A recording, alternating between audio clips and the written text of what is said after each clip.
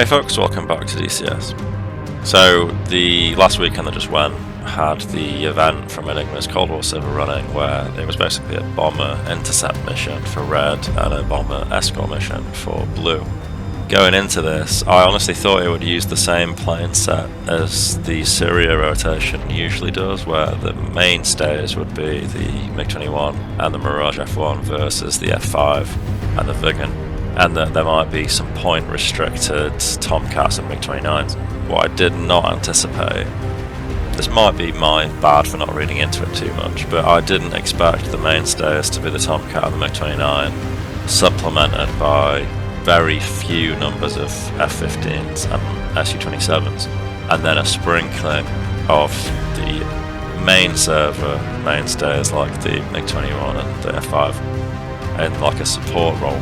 And then blue obviously also had the Skyhawk and the Harrier as a seed platform to try and quash red's air defences from the ground. So once I figured that out, I immediately stopped flying the fishbed, obviously, because that was what I just hopped in initially, not expecting to be able to get into a Gen 4 fighter.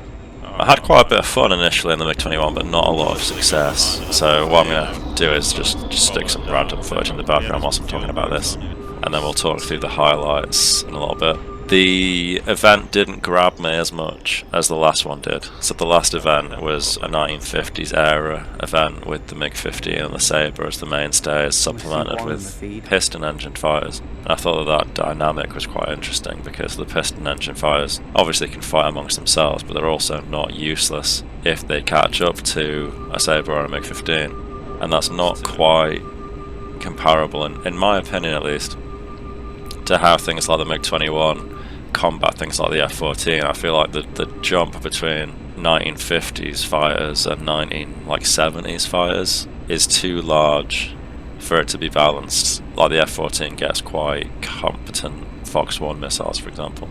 The F-5 obviously gets no, only gets 2 missiles in the first place, so it can't really combat a MiG-29 that effectively. They did try and bridge that gap a little bit by giving the MiG-21 the F-5 all-aspect missiles. At least I think they gave the F-5 all-aspect. I really didn't see a lot of them. I didn't actually play blue at all through the whole event, and I only switched between the MiG-21 and the MiG-29. Would have quite liked to give the flanker a go, but unfortunately 2 people hogged it for pretty much the entire time I was available. Sovereign. But I don't blame you for hogging it, because obviously it was the most OP thing on the whole server. Probably was pretty fun. I did have a lot of fun actually flying the MiG-29, but not as much as I wanted to.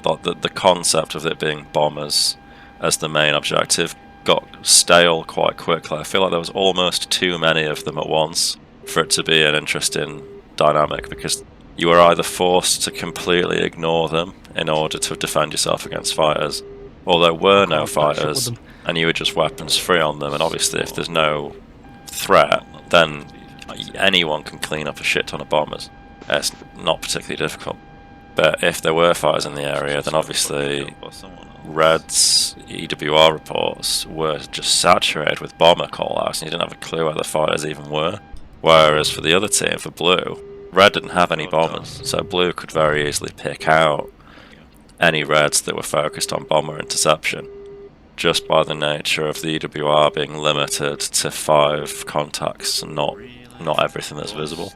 So there were certain things that, you know, could have been done better, but there were limitations in how the server runs. Personally, I think it would have been better if it was just the F5 and the MiG-21, like the normal server, with maybe 2 F-14s and 2 Fulcrums per team instead of it being as it was. But I do feel that with blue's job being to escort bombers, the F5 probably doesn't quite have the legs to both catch up to and stay with the bombers, so Gen 4s were probably a necessity for the event. Maybe if the bear bomber had been used and red were the ones escorting rather than blue. Not sure if there's much of a speed difference between the bear and the Stratofortress, but I'm guessing that with one being a jet and one being a prop, I know it's a super prop, but maybe the bear is slightly slower. I'm just spitballing here. I don't really have many other things to say apart from I actually enjoyed the weather set. So it was like a snowstorm at low altitude and you were forced to climb for visibility. I thought that was actually pretty interesting. It'd be very interesting with the base plane set on if they brought caucuses back, because having to climb changes your flight dynamics quite a bit, because obviously you're less manoeuvrable when you're higher up, which makes crappier missiles a lot more viable. And it's also much easier to spot people because you were contrailing pretty much the second you were free of the clouds. But anyway, that's my initial take. So from that, let's delve into some of the footage I got a little bit more definitively.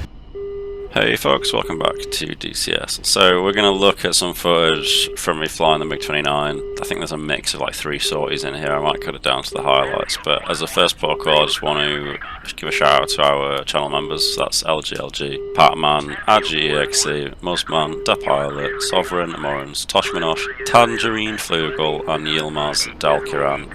I apologise if I butchered that. I think Yilmaz also has a YouTube channel called Crazy Spitfire if you want to check that out instead. Thank you very much to you guys. All of the money that I get through YouTube is currently being put back into the channel, and I'm actually thinking about doing some channel giveaways. Let me know if that sounds interesting. With the Phantom on the horizon, I figured I could buy an extra key and do a prize draw. Contemplating the idea of being a member of the channel giving you extra entries, but you'll have to give me your thoughts on that. I'm quite open and transparent when it comes to organising this kind of thing. I'd rather have the input from the people that support the channel than just doing stuff that you're not happy with, so let me know. There's also a thanks button that's been added, so if you want to support the channel as a one-off, you can now do that, so you don't have to become a member to send some moolah my way.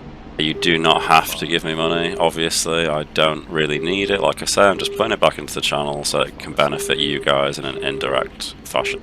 Oh yeah, Splash. I'm not getting it on an EWR. Was an F-15.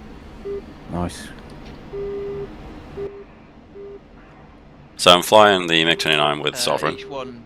As mentioned earlier, Sovereign has decided that he and only he can fly the SU-27 flanker. So he's basically been acting as a mini AWACS for me and helping me to find things.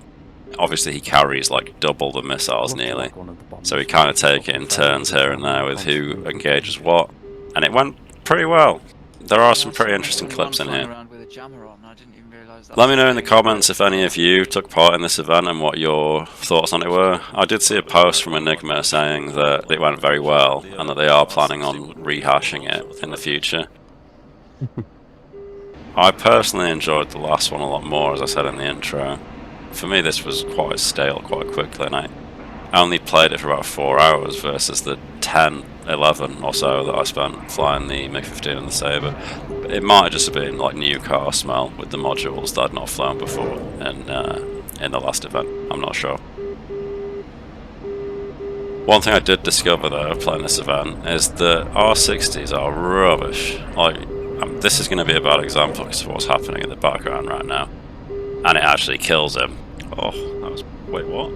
Is he dead? Sort of, even though his wings respawn. You got a kill. But there were times where I would literally hit Tomcats with like 4 missiles and they would not die. And I don't know if it was desync or a bug, or if the missile was only hitting on my screen and not actually in the game, or what the hell was going on. But it was very annoying. 1500. So one of the things you really won't get a feel for whilst watching the footage, at least not without having an instrument rating as a pilot, is what the hell is actually going on when I'm in the clouds. Splash. Just got guns left now. I appreciate that it's not very interesting to watch when I'm just flying through fog, but personally I did think it added quite a bit to the challenge. And Enigma posted some statistics in the Discord about how many people crashed, and it was a lot. I actually didn't crash the whole event. I was surprised by myself because there were times where I would literally nosedive to try and defeat sparrows. And I only had my radar altimeter to guess where the ground was. I guess a lot of people forgot that they had an altimeter, or they were trusting that the barometric would be correct and that there wasn't going to be something tall in the way. But you live and learn, I suppose. There were a few moments where I was sort of weaving in the valleys in the fog, and it actually was pretty cool. Lovely now at 8,000 meters. Yep. So me and Sovereign are currently pretty high up. A little bit. He's in the Off your flanker right. as per usual. There were only 2 flankers available on the server, so he is in one. I think the other one will buzz me in a little bit going the other way. But he obviously has data link, which in a server filled with like a lot of Gen 3 fighters is actually really kind of broken. Got him. He's hot. I'm going to be in launch authority range in a sec. I'm gonna fire if you hold. In fact, you fire and I'll push if you, depending on who Okay. you attacks, because you've got Box more one. missiles. So in this engagement, I elect to let Sovereign shoot first because even though Guys, we're at in 1 o'clock, equal that Tomcat positions at 1 that can o'clock, back engage, off he again. has double the Fox 1's glider. What altitude is he at? Have you fired on can't that tell. guy? I fired at the high guy. That He's not doing anything. And the other reason is that because Yeah. Sovereign has data link, he retains a little bit of situational awareness when he's got someone locked, whereas if I lock someone up, they're the only person I can see. And I didn't want to Fox be one again in a like sec. hemmed into Fox one. looking at one sole target when there was a lot of them around. I'm in R60 range. I don't know what this guy's doing. I think he's going to die. He's in my no escape. And I do appreciate the hypocrisy of me saying that as I locked him up with the helmet sight. Splash. Nice. 037 for 12. That's not good. Yeah, I think it's that Tomcat that tuned hot. Enemy picture. So spotting, despite Got the 1R27 visibility left. being purposely made terrible, And 2 Ts. was actually quite good for me, I think, on this Enemy event. picture. When all of the low Moving altitude forward, backdrop it's is just 237. white clouds, it Yeah, makes the dots really stand out, Yeah. and anyone that was higher than that would have a contrail attached to them. I've got him locked. Well, So- I can kill him if you want. Spotting was Got some, actually are you, really Are you great. chasing him on his 6? He's turning hot on me now. Yeah, I'm in front of you. I've just got launch authorization in a fight. Shoot, because he's very close to me. Yeah, Fox 1. I've lost lock. So I'm engaging a Vigan, I think it is right now. Firing. There we go. Splash. Splash. And here we've got a Tomcat. What is this I've just found? Something else. There's another Tomcat. 280. But cold at the minute on the deck. Tuning back hot again. At 400 meters from Fox 2. 2. So there have been a few times in the past where I've flown the MiG-29 on the regular version of Enigma server, and I end up doing horrendously badly because the pressure There's another one behind of him. flying something so much more capable than I can't everything tell how else far he Are you on is hot. It's anxiety inducing. It was awful. I wasn't a fan of it at all. The fuck is this? But what I commonly do when flying things like the Right, SU-27 or the MiG-29 on a Fox 1 server is intentionally 290. There's another. use the weapon launch override to be able to fire weapons outside of their ideal parameters. The mistake with doing that with the R60s is that if you don't have launch authorization, Oh then shit, they there's a lot do coming not in. have track. So I ended up shooting a lot of them at nothing because they just come off the rail and not actually go for anything. Look how close I have to get before the LA at the bottom of the screen pops up. Yeah, the bombs are spawning in. Splash Skyhawk. He seems. R60Ms are supposed to be all aspect, but you pretty much have to ram people in the face before it gives you launch authorization if they're in a head-on. And then here's another perfect example of that guy just eating the missile. Directly hit him in the face in a head-on. I know he's still alive because he just dropped a flare. And then we lock him up, pull him into the hood, and he just completely disappears. What? He just fucking disappeared. Gear down. Gear down. Gear I down. quite enjoy landing them at Gear 29. I down. think I've said this in every video that I've done on it so far, but it's hard to do well, but really satisfying if you do. And here I'm landing way too hot, so I'm purposely trying to float it for a little bit.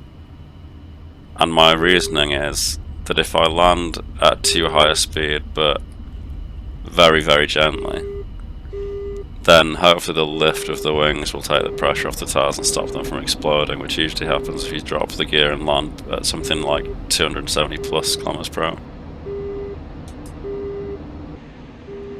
There's no friendlies to back him up, so So right now I've got a Tomcat locked that's very high up. For some reason it isn't reacting to me at all. There's 3 behind And you. is in a direct head-on, so I'm slightly no concerned points. he's just going to sparrow me at the last second out of nowhere, because he must know that I'm locking him unless he forgot to turn his RWR on. Which is possible, I suppose. I've been that guy when I've got a new module before. But I decided to fire a Fox 2 at him instead of a Fox 1, because Fox 1s are pretty valuable and this guy isn't reacting to me.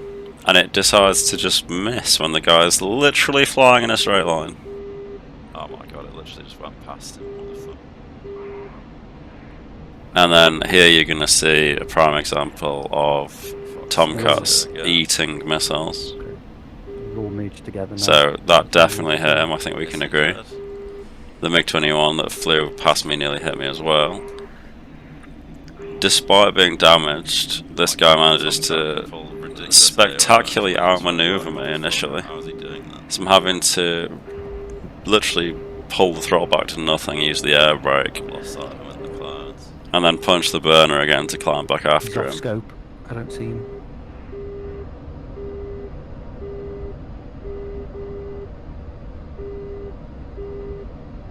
And look at these neo dodges he manages to pull off. He just rolls and they get underneath him, and then he's flying level, and then literally he rolls again just as they're about to hit him. Throttling all the way back again, and then I punch the throttle just to give me a sort of nose position boost. Is he dead? No. And my guns make him wave at me, look. Just goes into sweatback mode instantly. Okay, that's scary to see if it's frozen. Oh my god, yeah, it froze for me as well for ages. This guy's frozen. So since 2.9 there's been a RAM leak Taking problem off before for the some server funky shit hosts where your performance will be reasonably good. And it might even say that your ping's pretty good as well, but for some reason everything is just stuttering and rubber banding and freezing in midair. And a lot of DCS's, I think I'm getting this right, but a lot of DCS's visual rendering is client side. So if you see someone frozen in the air and you kill them, they will die, even though to them they were like miles away still moving around. So you get these moments where you just seem to die for no reason out of nowhere. And it's been making the game relatively unplayable. During this event it's probably the best that I've had it since the patch dropped, and according to Enigma that is due to the fact that the issue is mostly when there are ground units spawning. There's somebody merged with a guy. Are you merged with someone? So just merge with the Tomcat on the deck. Yeah, I just found him. And I get in a rate fight with him. And I just found him too. I have never rate fought an F-14 and a MiG-29 before. But from what I've heard, the MiG-29 isn't anywhere near as good as the F-14. If the F-14 drops its combat flaps, it can outrate literally anything in the game, is my understanding. So my thinking was that to combat that, I want to basically just stay fast. And he will be able to stay inside my circle, but he's just going to end up being really, really slow. Yeah, I see that. And I was I'm hoping coming that a in friendly fast would as well. mop him up if I didn't manage to get the nose around. Fucking use a hand. Yeah, I'm trying. There's a Mirage F1 just uselessly fucking rowing in the same fucking direction. I'm at 24 kilometers, but I'm at Mach 1.2. MiG-29 does not get a lot of flares, and it drops 2 It's at a almost in time, Fox so 1 you range. get like Yeah, there's 15 two, pops. he's gonna get me, I'll run out of fucking players. And I used pretty much all of them on the first missile he fired at me, so we got pretty lucky avoiding that I'm one. almost there. No. There's 2, I think. This is just pissing me off, to be honest. Like, can he just fuck off now?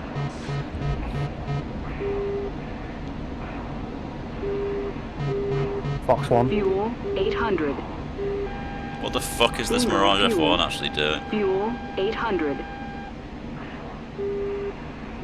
He's got to be dead, right? He's defending. Yeah, nice. Flash. Holy fuck, that was a piss take. How long that took? So I got pretty aggy in that clip. Thank you, Sovereign, for eventually coming to save me. That Mirage F1 rating in the same direction as me just really wound me up. It was a frustrating situation all round, because after the Tomcat drops his flaps, he can't get that fast.